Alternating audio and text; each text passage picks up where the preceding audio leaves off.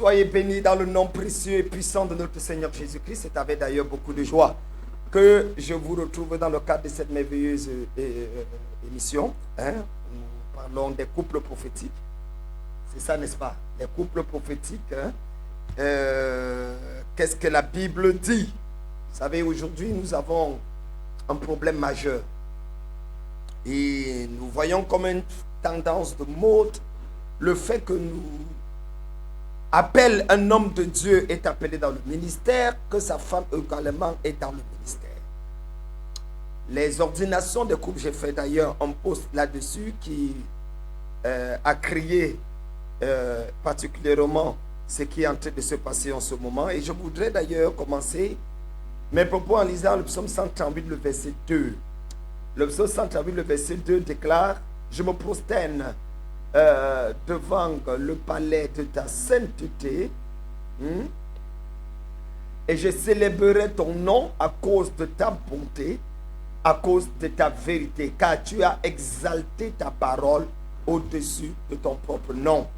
Tu as exalté ta parole au-dessus de ton propre nom. Mesdames, Mesdemoiselles, Messieurs, l'un des problèmes de l'Église aujourd'hui, c'est que nous avons mis la parole de Dieu de côté et nous nous concentrons sur des choses qui ne sont que des imaginations humaines.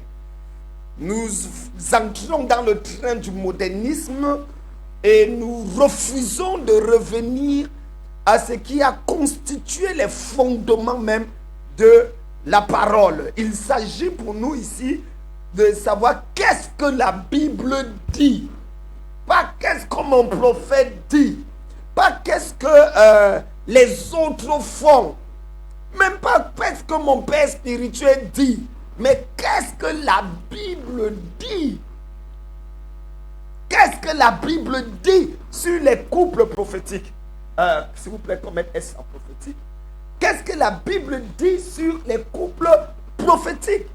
Il s'agit de savoir en réalité quelle est la pensée de Dieu. Et je vais voyager avec vous, sans toutefois stigmatiser qui que ce soit. Je vais, comme on dit chez nous en Côte d'Ivoire, casser les papos. Au risque même de mettre en mal certains de mes fils ou certaines des personnes que j'estime et que je considère. La vérité doit être tranchée. Que dit la Bible sur les couples prophétiques? Alors, j'ai fait un post exactement, c'était le... Voilà, il y a 2 jours où je disais ceci: Noé, premier prophète marié, n'a pas été consacré avec sa femme. Abraham, le père de la foi, n'a pas été consacré avec sa femme. Moïse, le plus grand leader, n'a pas été consacré avec sa femme. Josué, le conquérant de la terre promise, n'a pas aussi été consacré avec sa femme. David, le roi selon le cœur de Dieu, n'a pas été couronné avec sa première femme, qui était pourtant fille de roi. Aucun prophète de la Bible, je reprends, aucun prophète de la Bible n'a été consacré avec sa femme. Aucun. Même Pierre, qui était marié, n'a pas été consacré apôtre. D'ailleurs, tout à l'heure, je vais vous donner le nom de la femme de Pierre. Son nom. Parce qu'il y a 3 apôtres parmi les 12 qui étaient mariés. Je vais vous donner leur nom et le nom de leur femme. Tout à l'heure. D'où viennent les couples prophétiques? D'où vient ce concept? C'est un peu comme la mariologie. C'est un peu comme les révélations extra-bibliques. Moi, j'aimerais qu'on parle Bible. Et qu'on ne parle pas insulte, qu'on ne parle pas en bas de la culotte. D'où est-ce que y a-t-il une base biblique? Et je vais voyager avec vous. Je vais voyager avec vous depuis la Genèse, traversant les actes des apôtres, atterrissant à l'Apocalypse, et depuis le 1er siècle jusqu'à ce siècle, pour vous prouver l'évolution de cette pensée et le fait que bibliquement il y a un problème quelque part. Le lit conjugal est-il aussi un lit ministériel? Le Seigneur dit: de 2 qui seront sur le lit, un sera pris et l'autre laissé. Comment pouvez-vous expliquer ça? de deux qui sont sur le lit, un est pris, l'autre est laissé. Mais ça veut dire clairement que d'une manière ou d'une autre, les deux c'est un couple. Les deux, ce n'est pas le péché. Parce que si les deux commettaient le péché, les deux ne devaient pas être pris. Mais il s'agit certainement d'un enfant de Dieu et de sa femme, d'un pasteur et de sa femme, d'un prophète et de sa femme. Jésus dit des deux qui seront sur le lit là. Ce qui veut dire que le lit conjugal n'est pas un lit ministériel. Le lit conjugal n'est pas un lit prophétique. Parce que si les deux qui sont sur le lit, un est pris et l'autre est laissé, ça veut dire qu'un est dans la volonté de Dieu, l'autre n'est pas dans la volonté de Dieu. On peut être marié légalement, béni par le plus grand bishop de tous les temps. Mais cependant, avoir l'un qui est dans la volonté de Dieu et l'autre qui n'est pas dans la volonté de Dieu. Ne se peut-il pas qu'en réalité plusieurs pasteurs, prophètes ont induit leur épouse en erreur en faisant du lit conjugal un lit ministériel? Les problèmes que nous avons le plus souvent dans nos communautés ne résident pas dans le fait qu'on a confondu la famille et le ministère. Est-ce que l'église de Dieu est familièrement transmise de père en fils? Y a-t-il un cas qui fait jurisprudence? Y a-t-il un seul où le père a transmis le ministère à son fils? Mais est-ce que c'est un péché de le faire? Non. Mais est-ce que c'est la norme? Non. Ne faites pas de l'exception une règle. C'est de ça qu'il s'agit. Alors, certaines personnes se sont levées contre et ont dit, oh, le père, le patriarche, le chirurgien de la parole, brababababa, est contre le ministère de la femme. Bon, nous reviendrons là-dessus. Suis-je contre le ministère de la femme? Qu'est-ce que j'ai dit par rapport au ministère de la femme? Alors, merci d'abord de commencer à partager à tous ceux qui sont là parce que nous allons voyager ensemble. Nous allons nous déplacer. Nous allons nous déplacer pour parler du problème de la femme et du ministère. Et je vais poser les bases. Nous avons 48 prophètes nommément mentionnés dans la Bible qui ont exercé un ministère prophétique authentique. Parmi ces 48, nous avons 7 femmes, 7 prophétesses. Laissez-moi vous parler de quelques-unes qui étaient mariées. Commençons par là. Nous parlerons par exemple d'une femme qu'on appelle Myriam. Dans Exode 15, le verset 20. Dans Exode 15, le verset 20. Oh my God. Exode 15, le verset 20. Voilà. Laissez-moi classer mes choses correctement afin de permettre à ce que le son soit clair. Dans le livre d'Exode, chapitre 15, le verset 20, la Bible dit: Myriam, la prophétesse, sœur d'Aaron, prit à sa main un tambourin et toutes les femmes vinrent auprès d'elle avec des tambourins en dansant. Myriam, encore appelée Marie, était la sœur d'Aaron. Il faut connaître l'histoire. C'est l'une des premières femmes dont il est nommément mentionné qu'elle était prophétesse. Mais est-ce que vous savez que Myriam était mariée? D'ailleurs, d'après le Talmud, pour ceux qui ont fait théologie comprendront ce que je vais dire par Talmud, les sources rabbiniques, Myriam était mariée à Caleb. Caleb et Josué, les deux, quand on dit que Caleb avait un esprit différent, en fait c'est que sa femme qui était prophétesse avait une influence sur sa vie, pendant que Moïse avait une influence sur Josué. Caleb était le mari, d'après le Talmud, de Myriam. Mais sans être prophète. On n'a jamais dit que Caleb était prophète. Sa femme est prophétesse et lui, il ne l'est pas. D'ailleurs, ils ont eu un enfant. Il est dit que Hur, vous savez, quand Moïse allait sur la montagne, il y avait Aaron, Hur et les autres. Hur était l'un des fils de Myriam. Et Myriam était la grande sœur de Moïse de très loin. D'ailleurs, Myriam n'est pas devenue prophétesse après Moïse. Myriam est prophétesse avant Moïse. L'histoire nous fait clairement comprendre que lorsque sa mère était enceinte, c'est Myriam qui prophétisa et dit à sa mère, cet enfant que tu viens va nous sauver de l'Égypte. D'ailleurs, c'est la raison pour laquelle, quand le décret de Pharaon est sorti et que la mère ne pouvait plus garder l'enfant, elle a jeté l'enfant dans les eaux du Nil. Ni le père, ni la mère, ni Aaron n'ont poursuivi l'enfant. Quelle est la seule personne qui a poursuivi l'enfant? Et c'était Myriam. La Bible dit dans Exode 2 que la sœur de l'enfant s'était à l'écart pour voir ce qui lui arriverait. La traduction hébraïque ici, c'était pour voir si sa prophétie se réaliserait ou pas. Très jeune, Myriam était prophétesse. Avant même que Moïse ne naisse, sa grande sœur de loin. Mais il faut qu'on lise la Bible. C'est la raison pour laquelle, dans Exode 2:4, elle poursuivit l'enfant. Et finalement, quand la fille de Pharaon prit l'enfant, et dit, trouver une femme, elle s'est approchée de ses filles pour dire, je peux vous trouver une maman qui peut allaiter l'enfant. Elle devient l'instrument de la préservation de sa prophétie.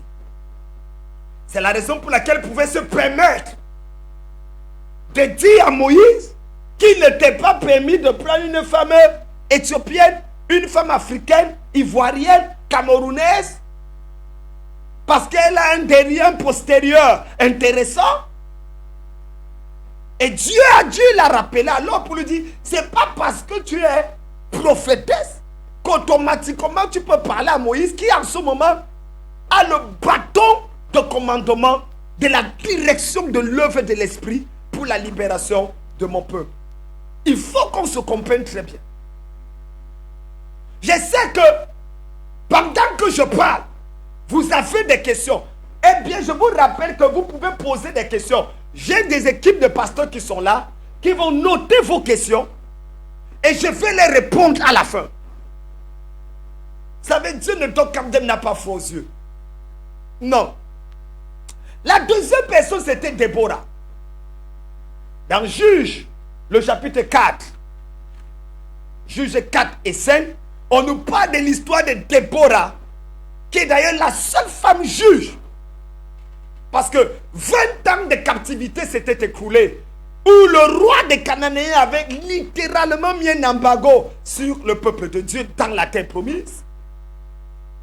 Une femme va se lever avec une onction prophétique dangereuse. Elle va appeler Barak, le chef de l'armée, lui dit va en guerre et libère le peuple. La bataille était en faveur des Cananéens qui étaient 10 fois plus armés, avaient plus d'hommes que les Israélites. Mais une pluie torrentielle de 90 jours, déclenchée par la prophétesse Déborah, a tourné les choses en faveur du peuple de Dieu. Il est dit d'ailleurs que quand elle prophétisait, son fils, c'est la seule femme qui, quand elle prophétisait, le visage était aussi clair que celui de Moïse. Parce qu'il y avait comme une image. C'est pour ça que, qu'on l'appelle Déborah, la femme de Lapidote. Lapidote veut dire torche, lumière. C'est-à-dire qu'elle exprimait tellement la lumière. Mais elle était mariée. Déborah était mariée. Mais son mari n'était pas prophète. Vous avez pris ça où? Déborah était mariée. On n'a jamais entendu dire que Lapidote était un prophète. C'est un homme inconnu dans le ministère. Pourtant, l'impact prophétique de Déborah a fait en sorte que pendant pratiquement 40 ans, Israël soit à l'abri. Israël soit à l'abri. Allons un peu à la troisième avant d'entrer dans d'autres profondeurs. Parce qu'il faut poser une base biblique. Il ne faut pas qu'on bavarde pour bavarder. Si vous voulez attaquer Camden, attaquez-moi sur la Bible. Donnez-moi les versets. Exégétiquement et herméneutiquement parlant, je vais vous répondre. Mon frère, ça fait 33 ans qu'on est dans cette histoire. 33 ans, bientôt avec 34 ans qu'on lit ça. 34 bientôt.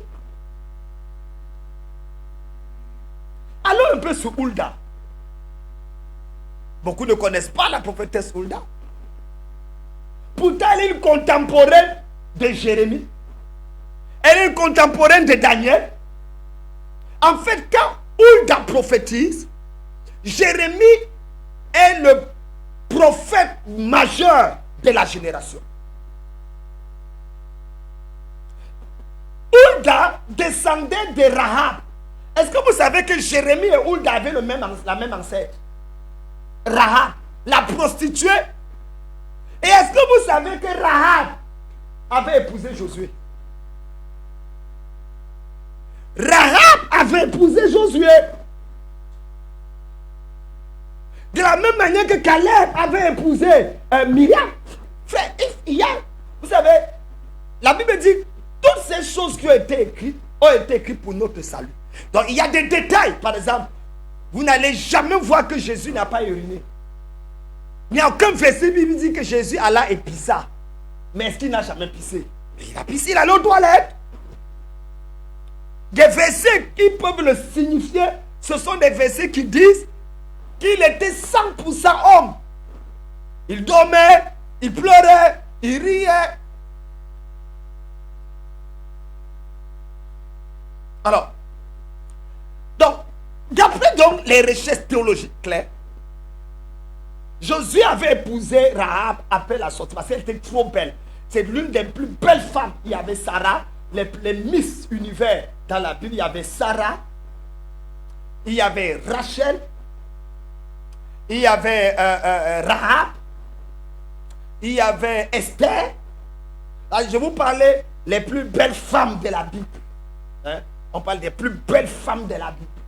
Vous allez constater que ces belles femmes de la Bible savaient aussi se maquiller. Je n'entre pas là-dedans. Ce n'est pas mon débat. Donc, c'est ainsi que Hulda est roi au moment où un homme appelé Josias. Josias a 8 ans.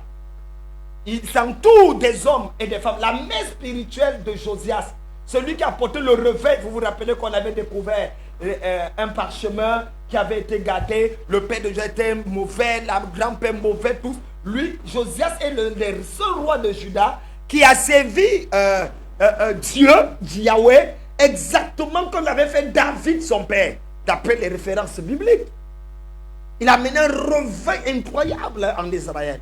Il a marché droitement. D'ailleurs, Hulda, au moment où on découvre le parchemin de l'écriture, de l'alliance entre Dieu et son peuple, à ce moment précis, le roi Josias demande qu'on a cherché Jérémie. Oh, Jérémie n'est pas dans le territoire. À cause de ses visions prophétiques, il est en train de se déplacer pour avertir de ne pas combattre contre l'Égypte qui va venir, parce que voici, c'est le jugement de Dieu qui arrive. Or, comme Jérémie n'est pas dans le territoire, on alla chercher la mère spirituelle de Josias qui s'appelait Hulda. C'est elle donc qui va interpréter la révélation. Tout ce que je dis dans la Bible, je n'invente rien. C'est elle qui va trouver la révélation. Son mari était chambellan. C'est-à-dire qu'il était un serviteur du roi, mais elle était prophétesse. Pourquoi son mari n'est pas prophète? Car elle est prophétesse. Je cite 1. Myriam, prophétesse, son mari ne l'est pas. 2. Déborah, prophétesse, son mari ne l'est pas. 3. Hulda, prophétesse, son mari ne l'est pas. Mais d'où vient votre histoire de couple prophétique? Ça vient d'où? Ah, papa, tu parles des hommes. Mais attendez, allons dans les Saintes Écritures. Allons dans les Saintes Écritures. Jésus avait 12 disciples. Parmi les 12 disciples, il y a 3 qui étaient mariés. Mais la question est la suivante. Les disciples qui étaient mariés, tous ces apôtres mariés, pourquoi Jésus ne les a pas ordonnés apôtres avec leurs femmes? Nous savons tous que Pierre était marié. Ah ben oui. Simon Pierre avait épousé une jeune fille qu'on appelait Porphyrée. Porphyrée, P-O-R-P-H-Y-R-H-E-E, accent aigu, un muet. Porphyrée était la femme légitime de Pierre. D'ailleurs, l'apôtre Paul le dit. N'avons-nous pas le droit? Oh my God, où est même le passage de l'apôtre Pierre? Dans 1 Corinthiens, le chapitre 9, Paul nous parle d'une histoire incroyable par rapport au mariage. 1 Corinthiens 9, versets 4 à 6. 1 Corinthiens, chapitre 9, versets 1 à 6. Mon fils, tu peux lire ça, tu peux lire, tu viens ici, tu lis ça. Oui, lève-toi, tu lis à haute voix comme le micro est de ce côté. 1 Corinthiens, le chapitre 9, à partir du verset 1 au verset 6. Oui. La Bible déclare: ne suis-je pas libre, ne suis-je pas apôtre? N'ai-je pas vu Jésus notre Seigneur? N'êtes-vous pas mon œuvre dans le Seigneur? Si pour d'autres je ne suis pas apôtre, je le suis au moins pour vous, car vous êtes le sceau de mon apostolat dans le Seigneur. Oui. C'est là ma défense contre ceux qui m'accusent. N'avons-nous pas le droit de manger et de boire? N'avons-nous pas le droit de manger et de boire? Les apôtres étaient des mangeurs et des buveurs. Je vous le dis. D'ailleurs, on a accusé Jésus de dire que toi, tu passes ton temps à manger avec les gens. Il dit que laissez-les manger. Paul dit, n'avons-nous pas ce droit? Continue. N'avons-nous pas le droit de mener avec nous une sœur qui soit notre femme, comme le font les autres apôtres et les frères du Seigneur et Céphas? Quoi? N'avons-nous pas le droit de mener avec nous une sœur? N'avons-nous pas le droit de prendre avec nous une sœur qui soit notre femme, notre épouse, comme le font les autres apôtres, comme le font les autres apôtres et les frères du Seigneur? Et les frères du Seigneur. Les gars aimaient le toutounia. Oui. Oui. Les apôtres du Seigneur étaient mariés. Allez dire. Mais dis-nous comment on a ordonné leurs femmes. Quand et où? Quand et où a-t-on ordonné les femmes là? 1 Corinthiens 9, verset 4 à 6. Paul vient dire, est-ce que je n'ai pas le droit de manger et de boire? N'est-ce pas le droit de prendre une sœur? Ce qui veut dire que le mariage d'un homme de Dieu doit se faire avec une sœur. Il n'a pas dit, n'avons-nous pas le droit de prendre une prophétesse, un pasteur, un évangéliste, une sœur. Le prophète épousait la sœur. Le pasteur épousait la sœur. La sœur dans le sens que, c'est un enfant de Dieu. La sœur dans le sens que, c'est une personne qui est assidue, une fidèle de l'église. N'avons-nous pas le droit de prendre une sœur qui soit notre femme?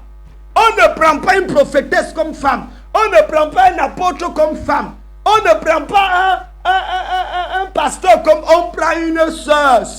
C'est ça qui va vous tuer là dehors. Vous prenez les chantes comme femmes. Les femmes qui ont l'argent pour dire que ça va soutenir le ministère. Faya. Le feu là va brûler. Va brûler, tu vas comprendre. Et cherche une sœur qui a la crainte de Dieu. Une sœur qui aime Dieu. Qui a une histoire avec Dieu. N'avons-nous pas ce droit? Et je l'ai dit. Pierre était marié, Simon Pierre. Il avait une femme qui s'appelait Porphyrée. Barthélemy, encore appelé Nathanaël, était marié. Il avait une femme qu'on appelait Anne. Oui, Anne était sa femme. Philippe, l'apôtre Philippe était marié.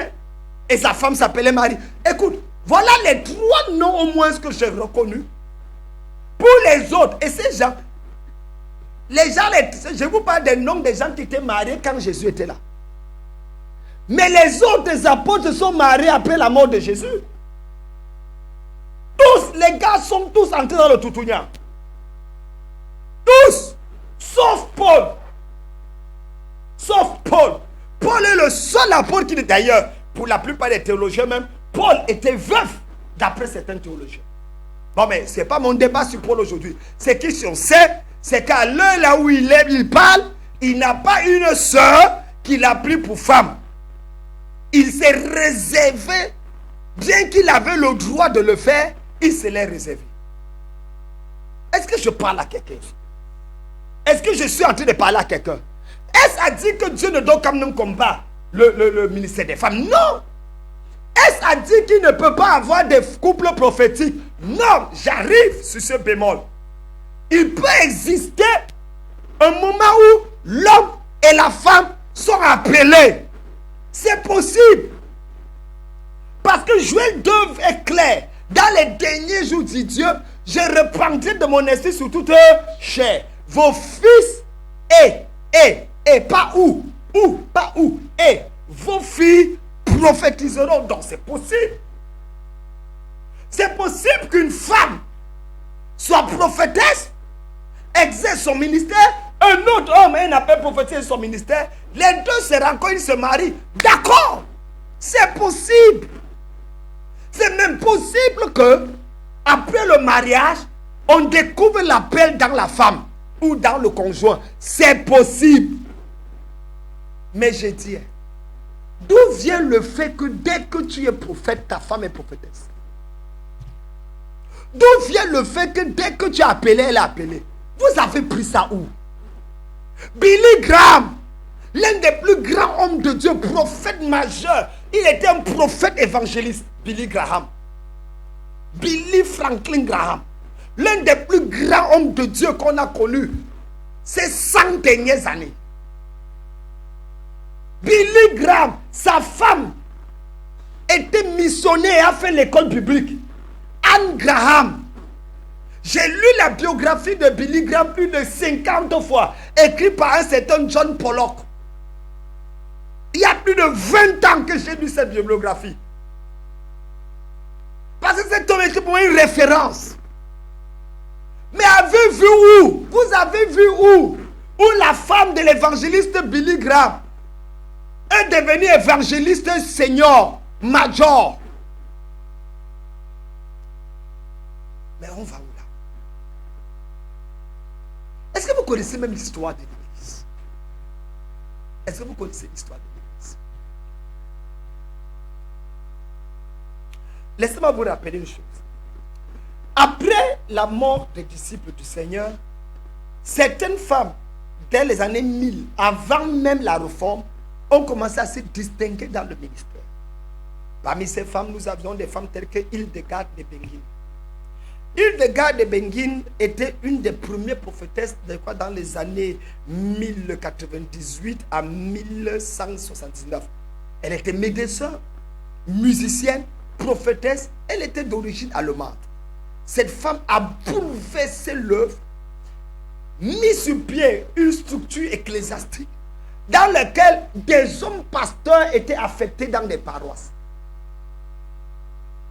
Nous parlerons après elle d'une certaine femme appelée Catherine de Sienne. Catherine de Sienne, elle apparaît dans les années 1347 à 1380. Elle avait l'habitude de dire, je me rappelle de cette fameuse phrase que Catherine de Sienne prononçait toujours. Elle dit, si vous êtes ce que vous devez être, vous mettrez le feu au monde entier. Oh my God. Alors forte une femme. Si vous êtes ce que vous devez être, vous mettrez le feu au monde entier. Ça, c'est Catherine de Sienne. Plus tard, d'autres femmes, des revivalistes plus connus encore, ont fait leur apparition. Je vous parlerai par exemple d'une femme appelée Mary Woodward Ether. Oh, yo, yo, yo, yo, yo, yo. Le nom là, quand tu prononces, même Satan commence à trembler. Elle est née de nouveau à l'âge de 13 ans. Lors du troisième grand réveil, vous avez des Great Awakenings, les grands réveils qui sont passés. Et son père là est mort et l'a abandonné la famille. Elle est obligée d'aller laisser les études pour se marier à un homme qu'elle n'aimait pas totalement en réalité. Avec cet homme, elle aura 6 enfants. Mais une pandémie comme coronavirus va apparaître. Et sur les 6 enfants, 5 enfants vont mourir. Elle va rester avec un seul enfant. Et elle va se dire que ça est arrivé parce qu'elle a désobéi à l'appel prophétique que Dieu lui avait donné. L'appel de servir le Seigneur. Donc la prière de ces 16 enfants va lui faire prendre conscience. Et son passage favori, qui sera l'élément déclenché de ces révélations, sera celui de Joël chapitre 2, le verset 28 et le verset 29. Je répandrai de mon esprit sur toutes chair, vos fils et vos filles prophétiseront. Mais ce qu'il faut noter, c'est qu'à l'âge de 17 ans, où elle va se marier, aller en Chine, et que son mari va mourir, à 25 ans, elle se marie une deuxième fois. Et elle va abandonner cet homme parce qu'elle sent que l'homme est un problème pour son ministère. Elle va prendre ses 2 enfants, parce qu'avec ça, elle aura un autre enfant, un garçon, une fille, et elle va voyager dans les caravanes pour aller prêcher l'évangile. Son ministère sera affecté par le général de l'armée du salut. Notre ancêtre des généraux, on l'appelle le général William Booth. William Booth, le général de l'armée du salut. L'homme qui avait une évangélisation brutale et radicale, avait des œuvres sociales extraordinaires. Jusqu'à aujourd'hui aux États-Unis, en Grande-Bretagne, on célèbre l'armée du salut. Ouais. Elle va s'établir en Californie. Elle va crier quelque chose. C'est-à-dire, quand Mary Wood prêchait, il y avait des manifestations dans son. Les gens tombaient. La puissance de Dieu, à cette époque, c'était quelque chose de phénoménal. À cette époque. Après elle, il va venir Aimé McPherson. Vous avez entendu parler de Foursquare, les églises Foursquare. C'est Aimé McPherson qui a créé les églises Foursquare. Elle va bâtir l'un des plus grands temples de son époque. Ça s'appelait Angelos Temple en Californie. Avec des milliers de participants. Cette femme portait Dieu de manière bizarre. Je vous parle. Mary Wood, on ne parle pas de son mari. Aimé McPherson, la seule chose qu'on connaît de son mari, c'est qu'elle portait le nom de son mari. C'est tout. Rien d'autre. Elle est venue avec la révélation des 4 faces de Jésus, tirée du livre d'Ézéchiel, le chapitre 1, le verset 10, qui dit qu'il vit la face du Seigneur et il avait 4 faces. Il y avait la face de l'homme, il y avait la face du lion, il y avait la face du bœuf et il y avait la face de l'aigle. Elle appelle ça les 4 dimensions du visage du Seigneur. Elle appelle le Foursquare. C'est-à-dire les 4 coins, les 4 angles. C'est ça la doctrine que même le plein évangile, plusieurs assemblées de Dieu ont pris. Hein? Les 4 principes. Donc elle dit qu'en visage de l'homme, elle voit Jésus sauveur. Jésus sauveur, c'est la dimension du salut. Avec le visage du lion, il voit celui qui baptise du Saint-Esprit. Le lion rugit. Le rugissement du lion, c'est le parler en langue. Donc, elle parle de Jésus sauveur, elle parle de Jésus baptiseur. Dans le visage du bœuf, elle voit Jésus le guérisseur. Le fardeau, le joug sur le bœuf. Elle parle de Jésus guérisseur. Et avec le visage de l'aigle, elle voit Jésus le roi qui revient bientôt. Donc, les 4 coins de Foursquare Ministry Church, c'est basé sur 1. Jésus le sauveur. 2. Le baptiseur du Saint-Esprit. 3. Le guérisseur. 4. Celui qui revient bientôt. D'ailleurs, c'est ce que plusieurs églises ont pris aujourd'hui. Quand ils parlent de Jésus, Jésus sauve, guérit, baptise du Saint-Esprit et revient bientôt. C'est une femme. Les gens qui ne croient pas au ministère de la femme là, c'est une femme qui a ressorti cette dimension, cette illumination extraordinaire. Elle s'appelait Aimé. D'ailleurs, la première radio chrétienne existant sur la terre a été faite par elle. C'est la mère de l'empire médiatique audiovisuel radiophonique. Et c'est comme ça que, à partir de la Californie, va bouleverser. Alors, après elle, une autre femme va être influencée qui s'appelle Catherine Kuhlman. Ah, Quand on parle de Catherine Kuhlman, ça fait déjà peur. Vous savez tout, Catherine Kuhlman est née en 1907. Et au moment où elle est née, elle n'était pas si belle que ça. Elle était de Missouri. Parmi toutes les femmes qu'elle citait, Catherine Kuhlman était la plus laide de toutes ces femmes-là. Mais elle a, et vous savez le chant, Do something new in my life. Faire quelque chose de nouveau dans ma vie. Il est dit que c'est elle qui était enfermée devant la présence de Dieu et qui avait chanté ça. Et Dieu a révolutionné, bouleversé sa vie. Elle a été affectée par plusieurs autres hommes de Dieu dans le ministère. À 14 ans d'ailleurs même, elle s'est mise, elle naît de nouveau, elle rencontre Dieu. Elle sort son premier grand message à 21 ans. Et en 1947, elle manifeste pour la première fois un don de guérison exceptionnel avec la manifestation de l'onction du Saint-Esprit. Elle va faire 50 ans de ministère qui va affecter 100 millions de personnes dans le monde. Ça, c'était Catherine Coleman. D'ailleurs, l'un de ses meilleurs fils s'appellera Benny Hinn. Benny Hinn qui va être bouleversé par le ministère de Catherine Coleman. Posons donc la question. D'où viennent les couples donc prophétiques? Voilà une brève historique de cette histoire. De la Bible jusqu'à notre temps, je n'ai pas vu des couples. Mais maintenant, est-ce qu'il n'y avait pas des hommes de Dieu dans les couples? Bien sûr. Simon-Pierre marchait toujours avec sa femme. Et il a rétrogradé.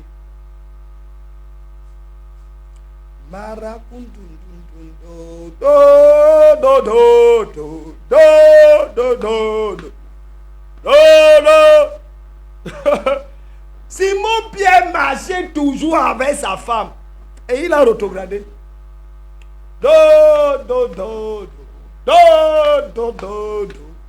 Au point où l'apôtre Paul dit, moi je vous recommande d'être célibataire, car si vous êtes marié, vous aurez des tribulations dans la chair. J'ai l'habitude de dire aux jeunes prédicateurs, que personne ne vous influence avec les gens qui tous les jours postent leurs photos avec leurs femmes sur Facebook. Oh ma chérie mange, oh mon truc mange, oh. Je n'ai rien contre ça, oh. Mon frère. Pour ceux qui ont un peu de l'âge dans le ministère, parce que j'entends des gens parler que comment, quand me dit qu'il a 30 ans de ministère, laissons tomber, ce n'est même pas de moi qu'on parle.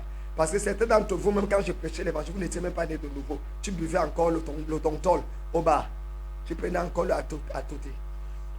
Laisse ça tomber. Allons-y. Donc, ne faites très attention parce que la plupart de vous qui sont un peu aînés, vous allez vous rendre compte que les gens qui prennent sainteté,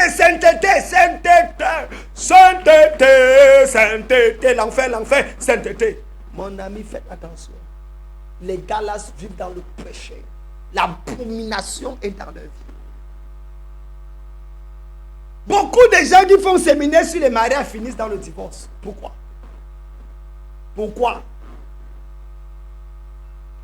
Vous savez, la loi n'est pas bien. Il faut fonctionner avec la grâce. Il faut fonctionner avec la grâce. Parce que, laissez-moi vous expliquer quelque chose. Quand Dieu sortit Israël de l'Égypte, il marchait avec eux sur la base de l'alliance avec leur père. Sur la base de l'alliance avec le père. Israël péchait, faisait des choses, Dieu faisait comme si il giflait, il continue. Quand on arrive dans Exode 19, Israël dit à Dieu, maintenant là, nous sommes prêts à faire tout ce que tu dis. Le chapitre d'après, Dieu le donne les 10 commandements. Je ne vais pas vous choquer. Dieu n'avait pas prévu de le faire. En fait, l'Éternel voulait fonctionner avec ces gars sur la base de l'alliance avec le Père. De telle enseigne que malgré leur état, leur péché ou je ne sais quoi, qu'ils soient en mesure de bénéficier de la grâce à cause de leur Père. Mais le jour où ils ont dit à Dieu, nous sommes prêts à t'obéir, nous voulons aussi notre propre alliance. Dieu a dit, ok. Première chose, Moïse dit, ne donnez pas s'approcher du temple, de la montagne. Celui qui s'approche meurt. Ah!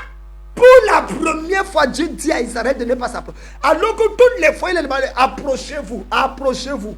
Mais dès qu'ils ont cru qu'ils sont capables de fonctionner avec la loi, Dieu a dit, ne vous approchez pas. Les versets d'après, voici les 10 commandements. Tu ne te feras pas, je suis l'Éternel ton Dieu, tu ne feras pas d'image taillée. Le chapitre d'après, les voilà qui sortent l'image taillée, le veau d'or. Sans aucune tentation. Dieu veut les faire comprendre que la loi que vous voulez que je vous donne là ne peut rien faire de bon. En fait, personne n'est justifié par les œuvres de la loi. Dans Galates chapitre 4, l'apôtre Paul dira, si quelqu'un veut être justifié par ses œuvres, les œuvres de la loi, il rend caduque, vain, l'œuvre de Christ à la croix. C'est Galates. Voilà.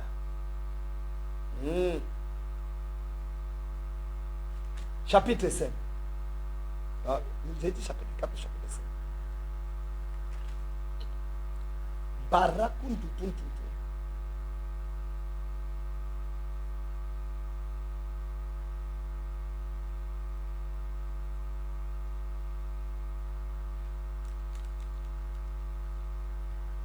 Oh my God.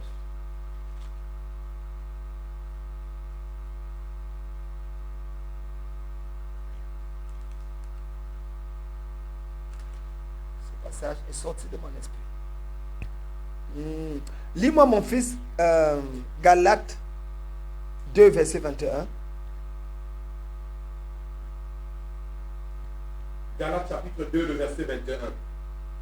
Je ne rejette pas la grâce de Dieu, car si la justice s'obtient par la loi, Christ est donc mort en vain. Quoi? Je ne rejette pas la justice de Dieu, car si la grâce de Dieu, car si elle s'obtient par la justification, alors je ne rejette pas la grâce de Dieu, car si la justice s'obtient par la loi, Christ donc est mort en vain. C'est par grâce, il le dira dans Éphésiens, que vous êtes sauvés. Pas par la loi, afin que personne ne puisse se glorifier. Faites attention. Oui.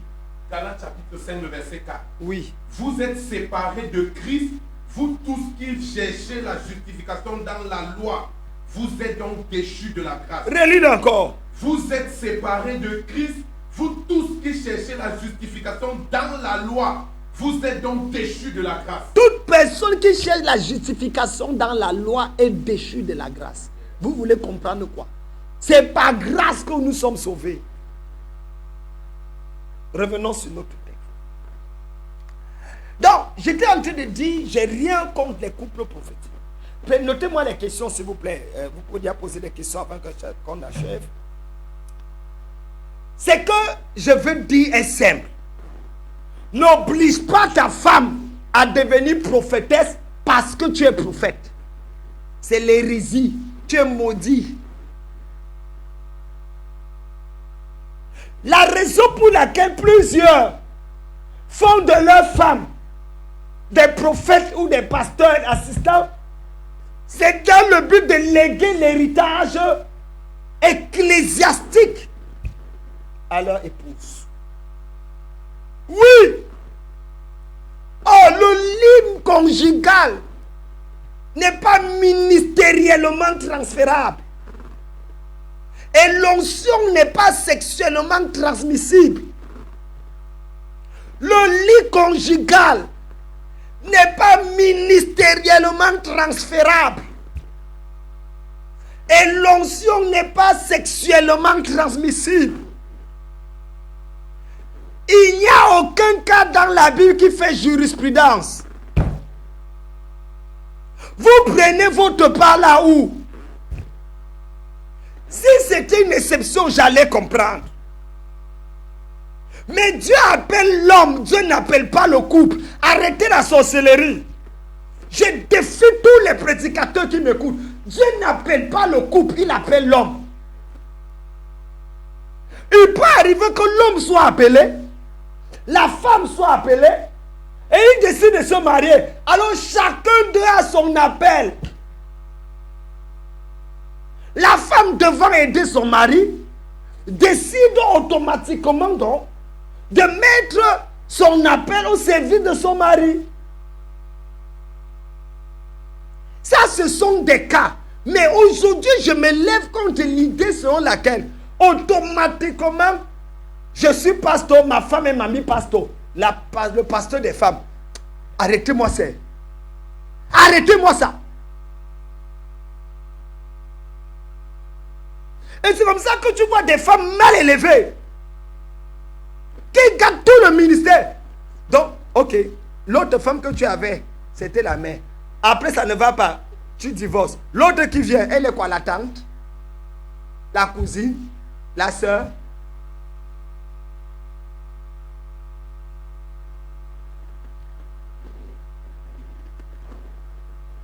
Quelqu'un dit que, oh, qu'en est-il de toi-même? N'est-ce pas quand tu es devenu pasteur? Et doucement. Et c'est pour ça que vous devez comprendre des cas. Quand j'étais pasteur, ma femme était sœur en Christ. Pendant des années, d'ailleurs même, elle n'a jamais été du conseil dans lequel on décide. Même un moment, je suis passé à la reine, on parlait de qui gère l'argent de l'église, les finances de l'église. Demandez à Mirabel, jusqu'à présent, jusqu'à ce qu'on je quitte le Cameroun, jamais elle ne gérait l'argent de l'église. Elle ne sait même pas où ça passe.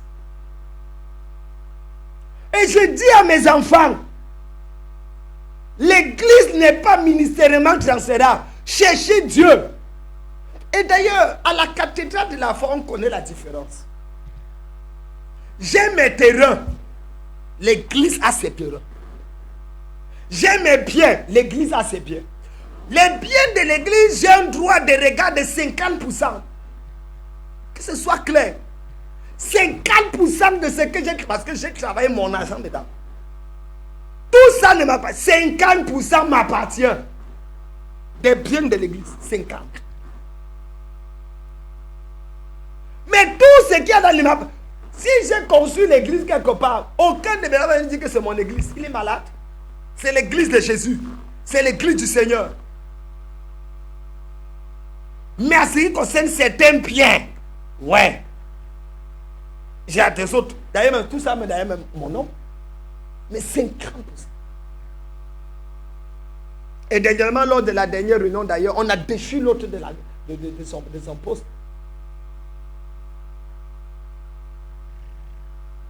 Il peut arriver que le mari soit prophète, la femme soit prophétesse. D'ailleurs même, il peut arriver que le mari soit prophète, la femme soit prostituée.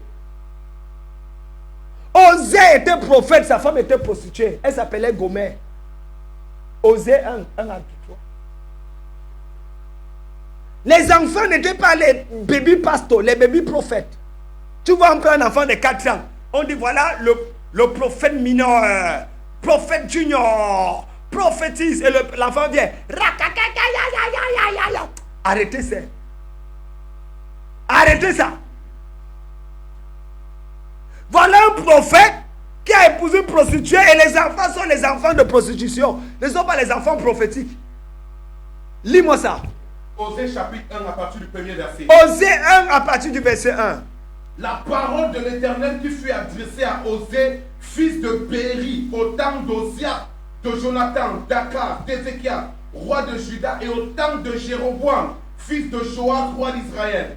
La première fois que l'Éternel adressa la parole à Osée, l'Éternel dit à Osée, va, prends une femme prostituée. La première fois que Dieu parle à Osée, il lui dit quelque chose de bizarre qui fait qu'on devait l'excommunier de l'église. Yes. Va, prends une femme prostituée. Une femme qui aime le toutounia et qui toutounia avec tout le quartier. Et des enfants de prostitution. Et fait des enfants de prostitution. Car le pays se prostitue, ils abandonnent l'Éternel. Frère, une femme prostituée, l'issue, un prophète qui dort avec une prostituée, l'enfant n'est pas prophétique. L'enfant est prostitute. Un prophète qui sort avec une prostituée, l'enfant n'est pas prophétique. L'enfant est prostitute. Un prophète qui fait adultère, l'enfant n'est pas prophétique, il est adultérien.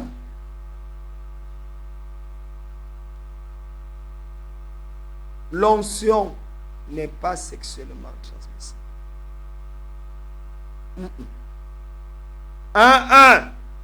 Jeunes serviteurs, arrêtez ça.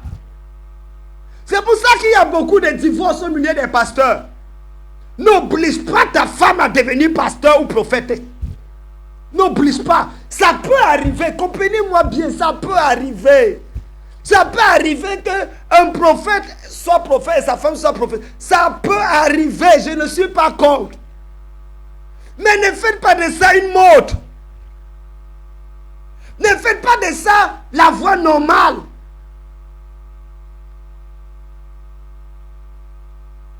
Il faut faire attention. Quelqu'un dit que le mariage de Dieu doit être compris dans le sens symbolique.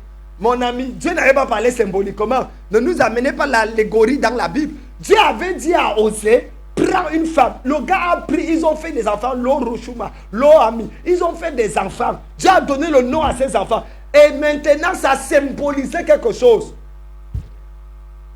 Mais l'action était là. Il a pris une femme prostituée. Le fait est là. Pour qu'il y ait symbole, il faut qu'il y ait fait qui symbolise quelque chose. Donc le fait était que le prophète a pris une prostituée. Et la prostituée n'est pas devenue prophétique. Et le prophète n'est pas devenu prostitué. Chacun a son appel. De deux qui seront sur le lit, un sera pris et l'autre sera laissé. Et ça dit que les femmes n'ont pas de ministère. Je viens de le prouver. Que les femmes peuvent bouleverser le monde. Marie Madwood était, Aimée Macpherson, Simplet, Catherine Kuhlman. Je vous ai parlé même des femmes que vous ne connaissez pas. Dans la Bible, on a parlé de Shulda, on a parlé de Déborah, on a parlé de Myriam. Mais je vous ai dit qu'il y avait 3 des 12 disciples qui étaient mariés quand Jésus était là. Je vous ai parlé de Simon-Pierre qui avait épousé Porphyrée. Je vous ai parlé de Philippe qui avait épousé Marie. Je vous ai parlé de Barthélemy, encore appelé Nathanaël, qui avait épousé Anne. Je vous ai dit que Josué avait épousé Rahab. Je vous ai dit que Caleb avait épousé Myriam. Mais ça fait 2 des couples prophétiques. L'onction n'est pas sexuellement transmissible et le ministère n'est pas conjugalement transférable. Vous voulez que je parle en quel patois? En baoulé? Je dois vous parler. C'est à moi de parler. Parce que j'ai l'impression que les gens au Cameroun ne veulent plus parler. En Côte d'Ivoire, non, je dois parler. I have the mandate to talk. Je suis la bouche de Dieu. Voilà. Il faut qu'on soit clair. Oui, question. Nous avons une question. À haute voix. Prophète Do qui est connecté sur le direct. Il dit ma question au général. Il existe l'appel direct et l'appel indirect. Exemple. Jésus-Christ a appelé Paul et Paul a appelé Timothée, Tite, Philémon et a fait 2 des pasteurs. Un mari, apôtre, prophète ou pasteur ne peut-il pas aussi appeler sa femme dans le ministère? C'est la question. Première chose, aucun homme n'appelle un autre dans le ministère. Ce n'est pas le champ de manioc de ton père. Corrigez-moi ça d'abord. Aucun homme de Dieu n'a le mandat d'appeler un autre homme de Dieu dans le ministère. Ce que l'homme de Dieu fait, il confirme l'appel d'un homme de Dieu dans le ministère. Il confirme. La vocation vient de Dieu seul. Nous sommes tous serviteurs de Dieu. Même mon fils spirituel est d'abord un serviteur de Dieu. C'est parce que Dieu respecte le protocole qu'il veut que cet appel passe par quelqu'un. Et c'est pour ça que prophète d'autres a parlé d'appel indirect et direct. Mais c'est qui appelle? C'est Dieu. Donc si le mari, ayant entendu Dieu, lui dit que ta femme est appelée à tel ministère, d'accord. Mais pas que ce soit automatique. C'est de ça qu'il s'agit, mon fils, prophète. Pas que ce soit automatique. Comme le père du ministère est un prophète, bishop, pasteur, ipso facto, la mère est prophétesse. La mère n'est pas prophétesse. Parce que le lit conjugal n'est pas ministériellement transférable et l'onction n'est pas sexuellement transmissible. Vous allez retenir ces phrases. Mettez ça comme un verset de Camden. D'autres questions? Ah. Où est-ce qu'on va? Macabre. Il y a plusieurs questions qui étaient là, mes fils. Vous deviez tenter d'écrire des questions et de les lire. Pour que j'aille rapide, je n'ai pas du temps. Il faut qu'on mette les choses au clair. Trop de dérapage dans l'église aujourd'hui. Trop de dérapage. Trop de dérapage. C'est pour ça d'ailleurs que je recommande Moi, j'ai eu la grâce d'épouser une femme dont qui ne voulait même pas le ministère, qui maintenant même est devenue maman miracle. À l'époque, quand je l'ai dit que Dieu t'appelle, elle ne croyait même pas, elle ne voulait même pas. Tout ça passe de se faire l'argent et faire le ministère. Mais vu la conjoncture, je crois que l'appel a été confus. Oui. Une autre question toujours du prophète Ado. Bonjour homme de Dieu, ma question générale.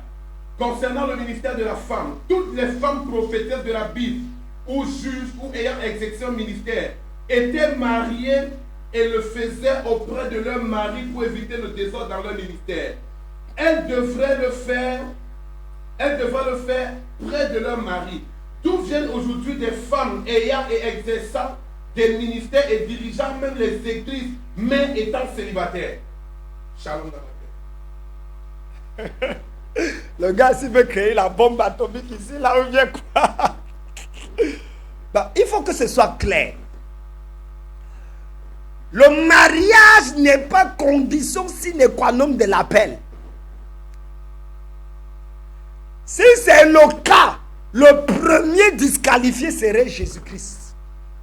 1 Corinthiens 11, verset 1. Paul dit, soyez mes imitateurs comme je le suis de Christ.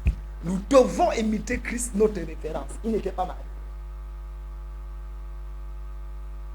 Donc, s'il fait du mariage un élément capital ou inconditionnel pour le salut, pour le ministère, on passe à côté. D'ailleurs, je viens de prouver que la plupart des gars qui étaient mariés n'ont même pas fait l'impact. Paul dit, moi j'ai travaillé plus que tous ces hommes célibataires. Tous les gars qui sont mariés là n'ont rien foutu. Ils passent le temps à vanter leurs femmes sur Facebook, sur Instagram. Même comme on connaît tous qu'ils ont des petits dehors. Hein? La plupart des hommes que vous voyez avec leurs femmes partout, qui mettent toujours leur femme, ma chérie, bonjour, ma chérie, bon après-midi, ma chérie, bonsoir. C'est pour voiler le troisième, le quatrième bureau qui est dehors. Je vous dis. Croyez-moi, ne me croyez pas. Tous les prophètes là, certains sont corrects, hein? Certains sont bons. Mais j'ai dit, 80 à 90% là, il y a 4 diaconesses dans l'église qui sont les sapeurs-pompiers de son Pays-Bas. C'est avec elles qu'on fait les orgies. Alors qu'avec la mamie pasto, on dit que Alléluia. C'est pour ça qu'il ne faut. Ma fille, si ton mari est un pasteur, un prophète, et qu'il ne te tourne pas au moins 3 ou 4 fois par jour, il te trompe. Parce que l'un des effets secondaires de l'onction prophétique, c'est l'appétit sexuel. L'un des effets secondaires de l'onction prophétique, c'est l'appétit sexuel. Tous les gens qui ont été dans le ministère prophétique, je vais vous dire, ce n'est pas les effets du pastoral et pas du prophétique. Les prophètes, quand ils exercent, plus ils prient, plus ils développent, plus il y a un appétit sexuel dans leur milieu qui se développe. Donc, un prophète qui ne toutoune pas sa femme 3 fois minimum par semaine, il a un sapeur-pompier. Ouais. Une autre question, mon général, de Cornelia Anagounou. Elle dit, est-ce à dire que Dieu ne peut-il pas appeler les deux en même temps, mais dans les ministères différents? C'est possible. En fait, comprenez-moi bien, je ne suis pas en train de me lever contre le fait qu'il puisse avoir un homme prophète et une autre prophétesse. Non. Ce dont je me lève, c'est avec la standardisation du couple prophétique. Je dis, ça n'a aucune base biblique. Ne faites pas de l'exception une règle. C'est de ça qu'il s'agit. Ce n'est pas obligé que tu sois prophète, ta femme soit prophétesse. Tu peux être prophète et ta femme est diaconesse.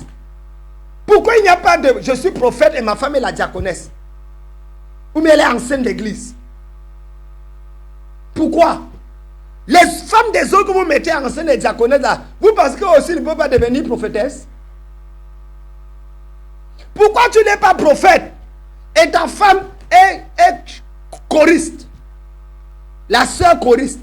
Ou bien elle est celle qui nettoie l'église. sont les enfants des autres, les femmes des autres qui doivent nettoyer ton église. Mais ça, c'est quoi ça?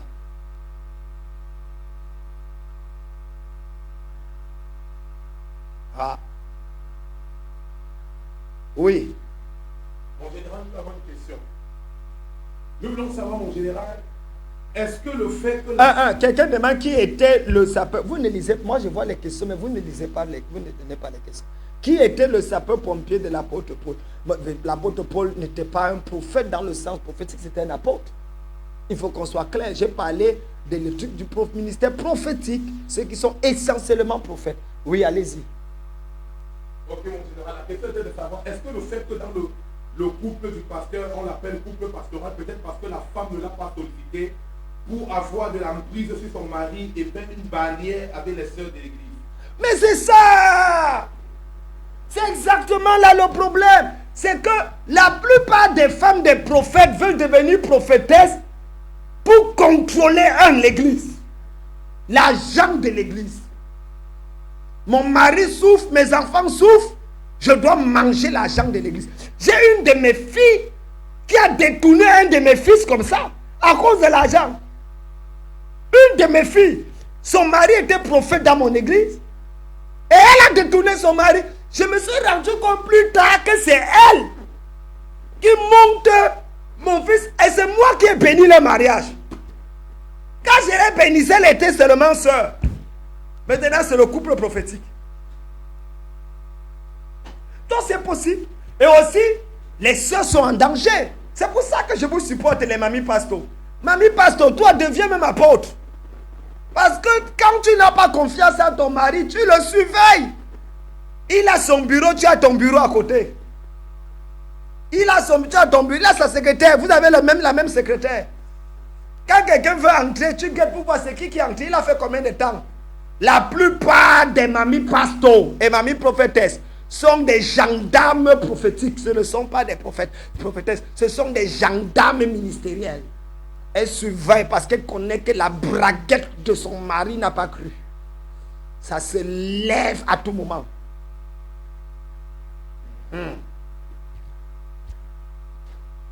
Une autre question, mon général, de Sylvie Tonifort. Que faire quand tu découvres ton appel et ton mari ne comprend pas ton appel? Hein? Reprends. Que faire lorsque tu découvres ton appel et que ton mari ne comprend pas ton appel? Quand tu découvres ton appel et que ton mari ne comprend pas ton appel, pose-toi d'abord la question, est-ce que c'est même ton mari? C'est d'abord là où il faut arriver, c'est ton mari. Parce que le mari comprend automatiquement l'appel de sa femme. Donc si ton mari ne comprend pas ton appel, soit tu n'es pas appelé, soit ce n'est pas ton mari. Parce que vous, aujourd'hui, les pasteurs et les prophètes vont chercher une femme pour avoir l'argent. Quelqu'un qui ne lit même pas encore lu toute sa Bible. Tu vas la prendre pour femme parce qu'elle travaille. Et il faut soutenir le ministère. On peut faire ça, Adama. Tu vois quelqu'un, il n'aime pas la femme, tu prends ta main, tu épouses ta main. Ils sont là nombreux, ils épousent les mains. Tu prends une femme qui a atteint la ménopause, elle a dépassé la ménopause, elle est déjà à la ménostop. C'est-à-dire que même si on prie en langue commune, ce n'est plus pause, c'est déjà ménostop. C'est elle que tu peux mettre à la maison. Après, tu t'étonnes qu'elle te surveille. Mais est-ce qu'une maman ne surveille pas son enfant? Tu lui dis qu'elle te manque de respect. Est-ce qu'un enfant peut dire à sa maman, tu me manques de respect? C'est ta mère. Elle a l'âge de ta mère. Elle a l'âge de ta mère.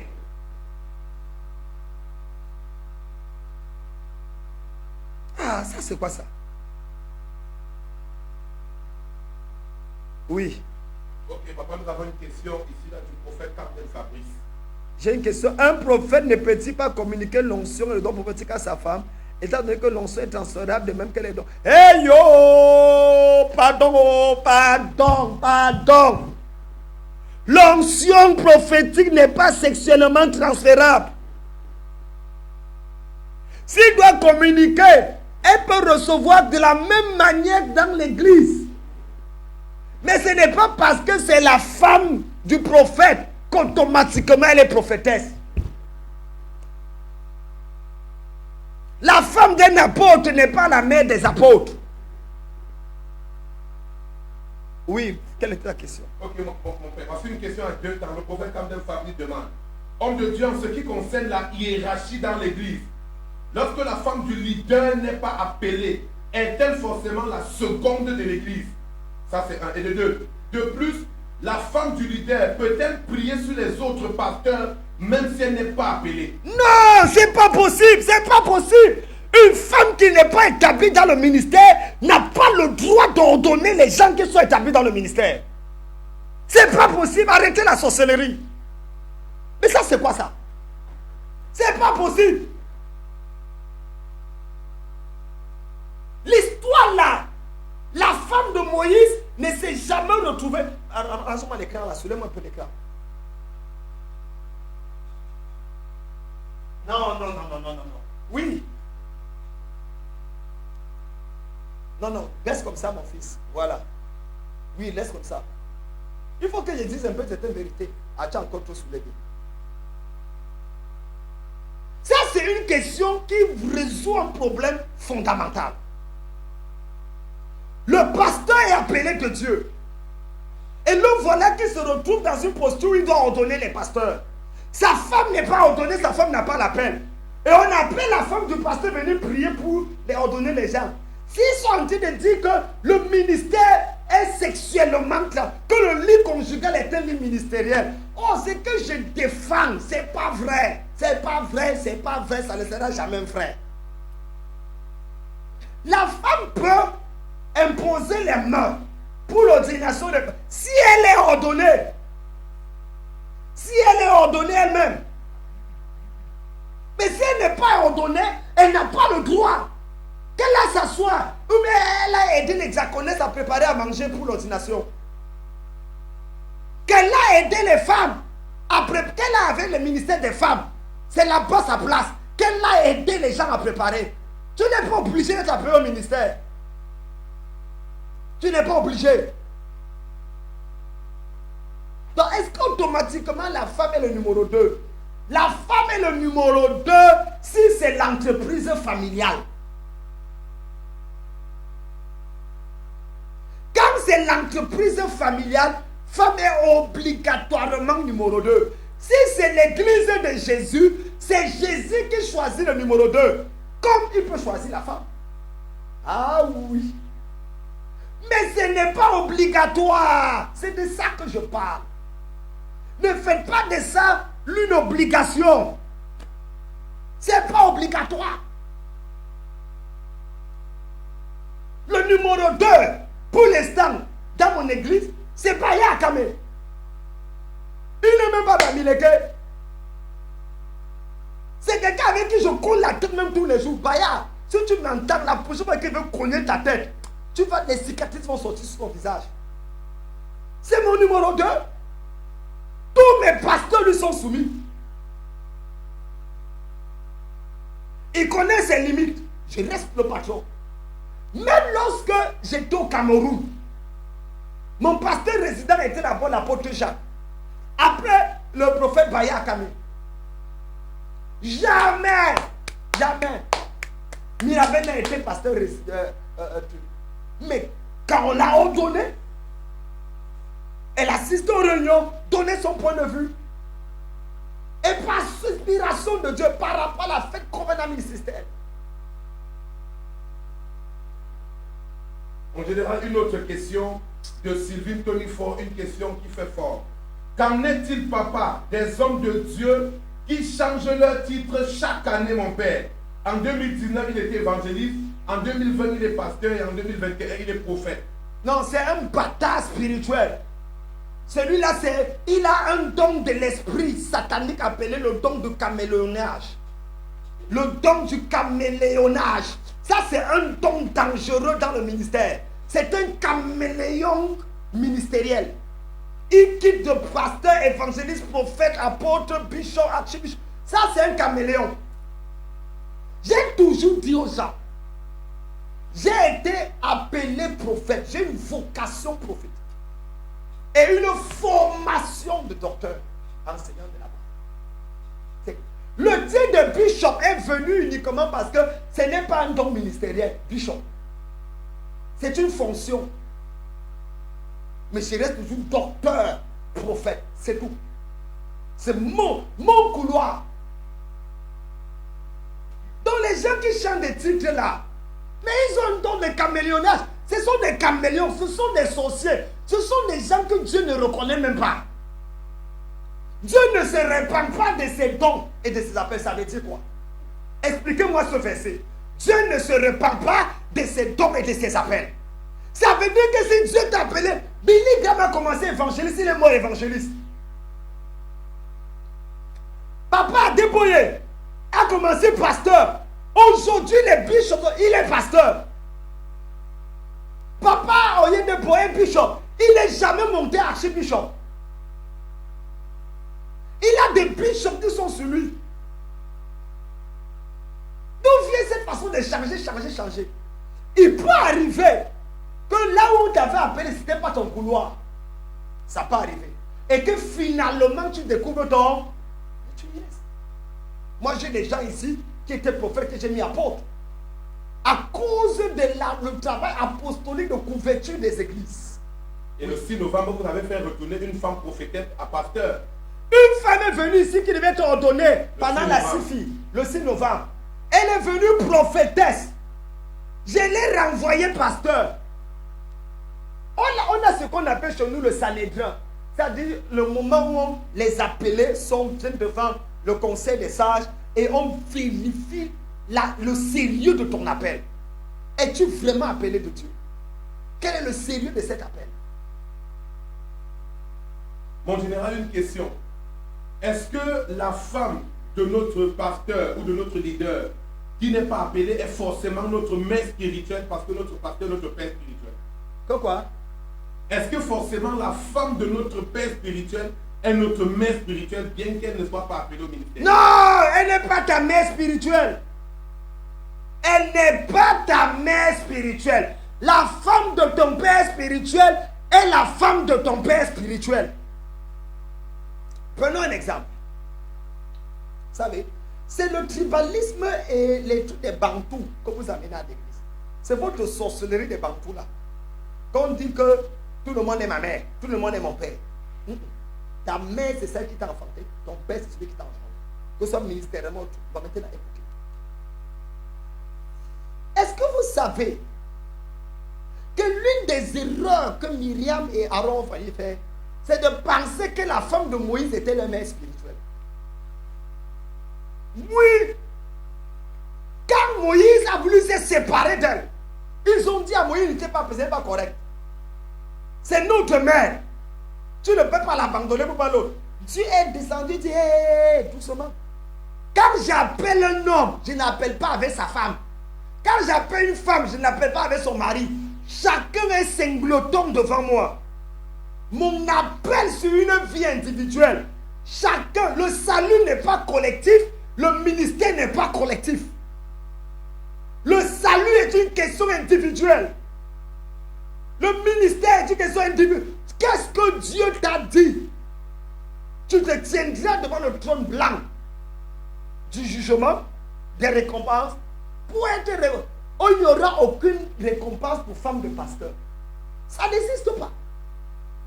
Il n'y a aucune récompense pour enfant de pasteur, mari de prophétesse. Ça n'existe pas. Découvre ton appel. Certaines femmes des prophètes là, vous êtes des diaconesses. Allez, demandez quand vous établissez diaconesse. Prochaine ordination, demande à ton mari de t'ordonner diaconesse. Tu fais du bon travail, tu prends soin des veuves, des orphelins, tu prends soin des abandonnés. Je ne parle pas des Jézabel qui sont dans les ministères. Je parle des femmes qui ont vraiment donné leur cœur à Dieu, qui sont les femmes des prophètes là. Vous êtes serviables, joyeuses, mais vous êtes diaconesses. Allez enlever votre titre de mamie pasteur. Dites, je suis diaconesse, révérende diaconesse. Ma soeur, tu es une bonne diaconesse. C'est pour ça que tu as remarqué que ton mari est en train de marcher avec les diaconesses. Tu as pas remarqué ça? Ces derniers temps-ci, il veut marcher rien qu'avec les diaconesses. C'est parce que depuis que tu es devenue prophétesse, tu es son collègue ou son collègue. Oh, L'appel qu'il avait besoin d'une diaconesse. C'est pour ça que le gars maintenant marche avec les diaconesses. Au lieu de retourner diaconesse, tu veux rester mamie prophétesse. Suivant. Mon général, question de Joël David. Le Père, et quand Dieu choisit le numéro 2 et que l'homme de Dieu refuse et impose sa mère ou sa femme, qu'est-ce qui arrive? Mais c'est toi qui... Regarde-moi quelqu'un. Il va me créer les problèmes. Il dit que quand Dieu choisit le numéro 2, comment tu avez-vous savoir que Dieu a choisi le numéro 2? Oh, mon ami, ne viens pas me créer les problèmes ici, là, dehors. Vous savez que le débat, s'il y a déjà causé tellement de dégâts, on m'a insulté, on m'a lavé. Oh, comme Dieu ne donne quand même fonctionne sur les ailes de l'adversité, donc plus, pour moi, l'adversité, c'est mon carburant. Plus quelqu'un me fait l'adversité. Donc il dit que, oh, homme de Dieu, quand, est-ce que c'est moi qui... Chacun va rendre compte à Dieu. C'est pour ça qu'il y a le trône du jugement. Vous savez, un jour, David rencontre Abigail. Et Abigail avait épousé une femme, un homme appelé Nabal. Nabal qui était méchant. Alors, Nabal meurt. Abigail vient voir David. Et Abigail dit ceci, que toutes les femmes des pasteurs écoutent cette phrase. Toutes les femmes des pasteurs. Écoutez-moi bien. Copiez la partie si vous envoyez à vos mamies pasteurs. Abigail dit dans le livre de Samuel à David, ta servante sera la servante de tes serviteurs. Ta servante sera la servante de tes serviteurs. Une vraie épouse. Et personne ne peut douter de la sagesse d'Abigail. Parce qu'épouser, vivre avec un homme comme Nabal longtemps et rester marié à cet homme, ça veut dire que tu es une femme d'une sagesse incroyable. Et cette femme dit, voici la définition d'une épouse. Être la servante des serviteurs de son mari. Ça veut dire quoi? Une vraie épouse localise les lieutenants de son mari et commence à les mettre à l'aise afin que ceux-ci servent mieux le mari. Elle passe son temps à travailler pour que ceux-là qui travaillent pour son mari ne souffrent d'aucune atmosphère négative, afin qu'ils se donnent totalement dans le service du mari. Voilà les mamies pasteurs. Pas s'asseoir sur un trône à côté de son mari avec les yeux de FBI et de Jack Bauer pour guetter quelle soeur. Elles dansent. Elles ont toujours leur lieutenante. Les lieutenantes qui sont toujours là avec les pailles et les tissus. Quand une soeur vient habillée avec une mini-jupe, tu vois comment mamie passe fait comme ça. Ah! L'autre diaconé, une vieille maman comme ça, qui l'aide comme un démon, et vient verser sur le visage et sur les pieds de l'autre soeur pour dire qu'on ne monte pas les choses ici là. En fait, ce n'est pas parce qu'elle n'avait pas cherché la sainteté de Dieu. Elle connaît son mari. Elle connaît son mari. Oh. Il dit le genre de cuisse là, le genre de poitrine là. Si le bandit prophète s'y voit ça, on est fini ici là. Je vais faire 2 mois sans avoir des rations. Donc il dit allez couvrir ça. Il ne faut pas venir. Moi je parle, vous riez. Je parle, vous pensez que c'est l'amusement. Croyez quand même 34 ans bientôt que je suis dans Dieu. 30 ans que je suis dans le ministère. Si je parle, tu n'écoutes pas. Qui va parler, tu vas écouter? Le serpent? En général, une question de Niosem. Est-ce donc normal que le bishop Abioye appelle maman Oyedepo sa mère spirituelle tout simplement parce qu'elle est la femme de son père? Votre avis? Non. J'ai 2 choses à dire sur l'église du Nigeria que si je parle, on va dire que je manque de ça à mon père, mais j'aime tellement mon père. 1. L'église du Nigeria n'est pas le modèle. Une des faiblesses que j'ai de l'église du Nigeria, c'est le nombre maximal qu'il y a dans les églises, mais sans véritable conversion, sans aucun impact social. Moi, c'est mon problème avec l'église du Nigeria. Avec tous les hommes de Dieu, les grands hommes de Dieu qu'il y a là-bas, Boko Haram, et il y a un pasteur musulman, un président musulman. Tous les prophètes du Nigeria avaient dit que Buhari ne peut pas gagner. C'était Buhari. Que Buhari ne peut pas gagner. J'ai dit tous. Les documentaires sont là. C'est un musulman qui a pris le pouvoir. Tous ont prophétisé sa mort. Il a été malade pendant des mois. Mais Buhari n'est pas vivant. Jusqu'à prendre un deuxième mandat. Donc, ne faites pas... Pour moi, la base, la référence, c'est Actes des Apôtres. Cherchez-moi Actes des Apôtres. Le Nigeria, c'est force. Mais le Nigeria, c'est faiblesse. Maintenant, revenons sur l'appellation d'homme. Il faut dire que j'ai dit ne faites pas des exceptions des règles. Si vous me suivez, je suis un gars intelligent. Hein? Suivez-moi bien. Je ne suis pas bête. Kamdem, on peut l'accuser de tout, mais il n'est pas bête, il n'est pas idiot. Kamdem est un gars intelligent. Dieu m'a donné la grâce d'être intelligent. J'ai dit, il peut avoir des couples prophétiques. Mais le ministère prophétique n'est pas conjugalement transférable. L'onction prophétique n'est pas sexuellement transmissible. Il peut arriver que un couple suive une personne. Au point la personne elle est grave, il peut appeler le père, mon père, la mère, ma mère. Parce que le couple les a suivis. Est-ce que tu connais l'impact de papa et maman au lieu de poster papa et nenche?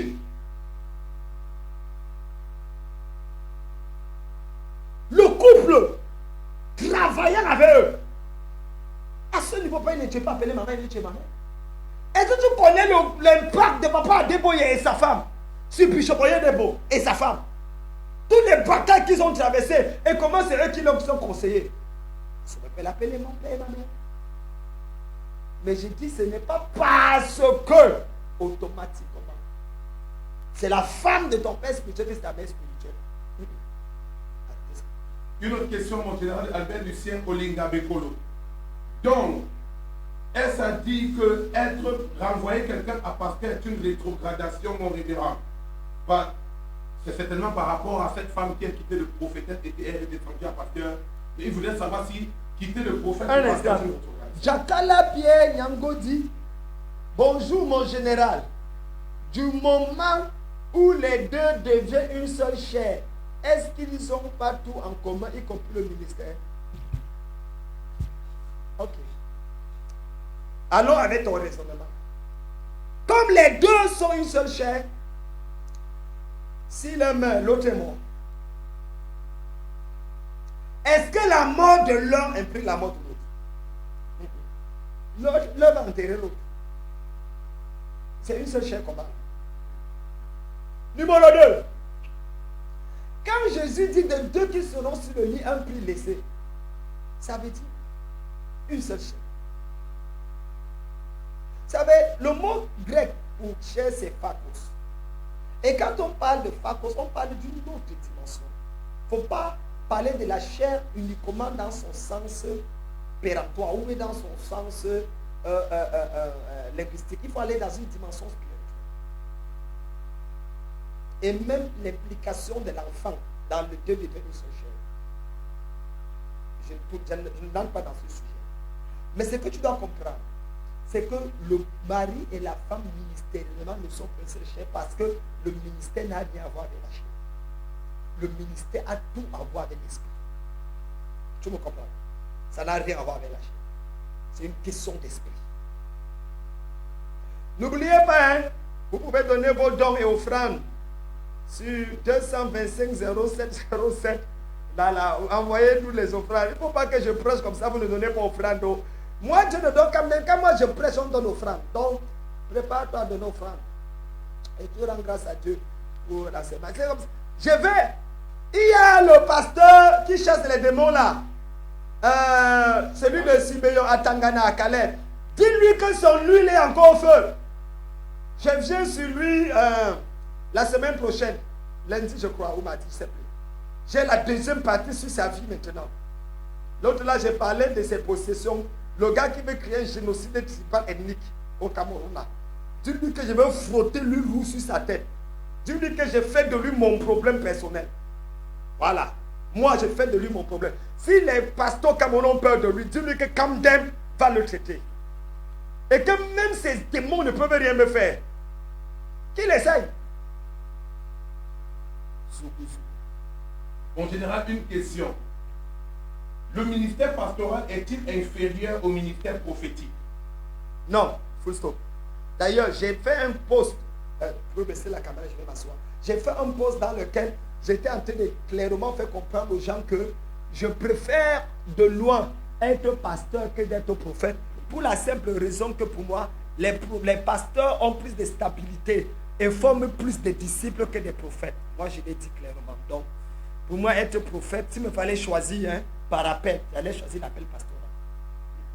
Mon général, que penser des femmes de pasteurs dans l'église qui sont présidents de toutes les organisations, présidents des femmes, coordonnatrices des hommes, superviseurs des jeunes, dans tous les mouvements de l'église, elle est à la tête. C'est l'esprit de Jézabel.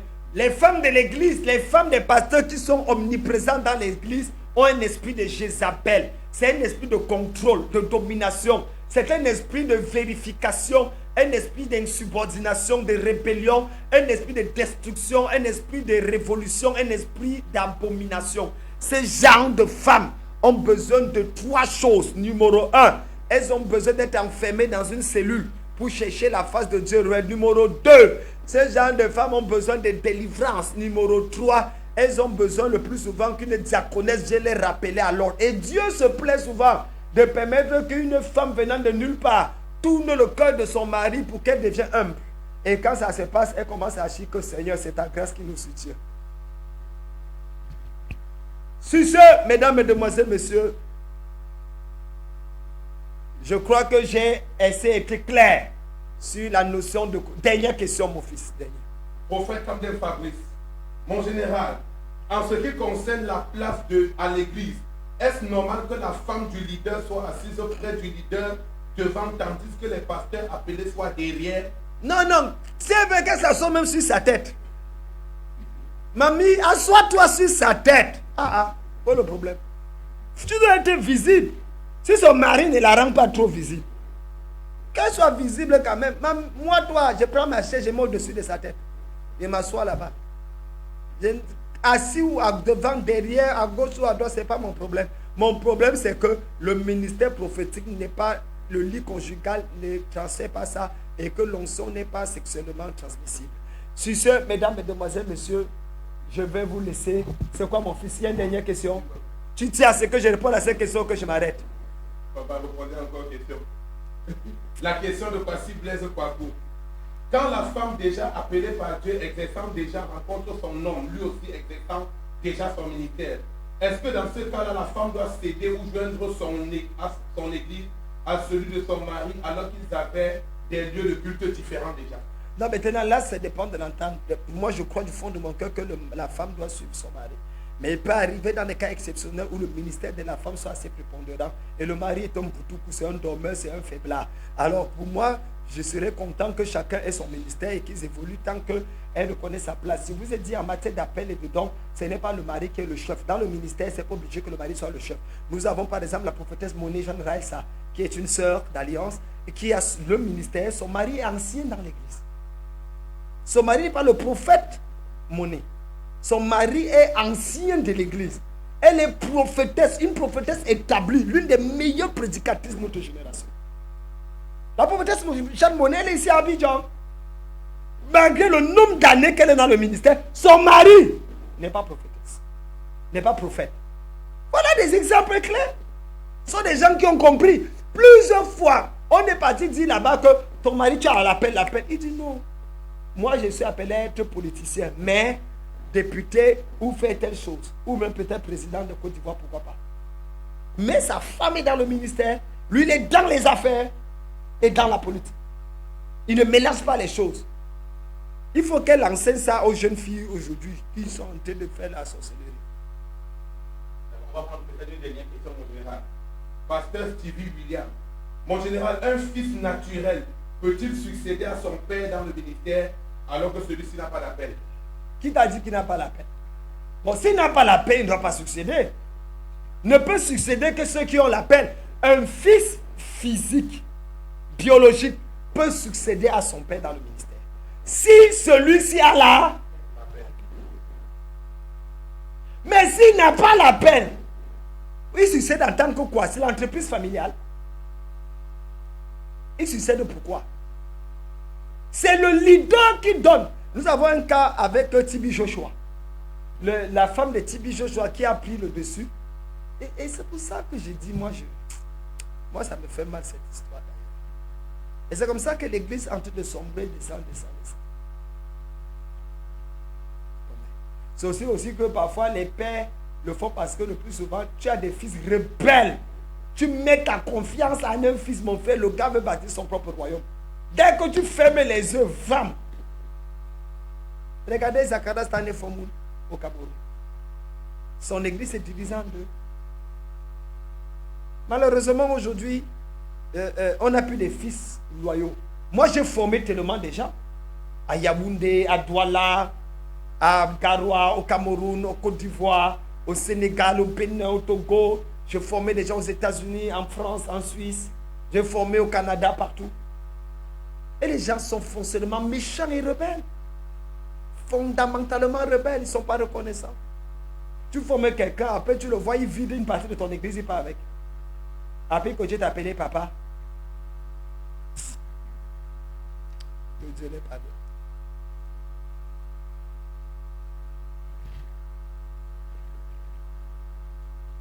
Pourquoi on ne vous voit jamais en public près de votre père Nenche? Avez-vous au moins ça?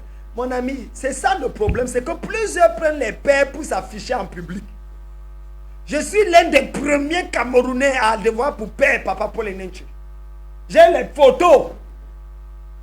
Ici, tu viens dans mon bureau, prenez caméra ou partez filmer si vous voulez. Tu vas voir la photo de papa Paul Nenche là.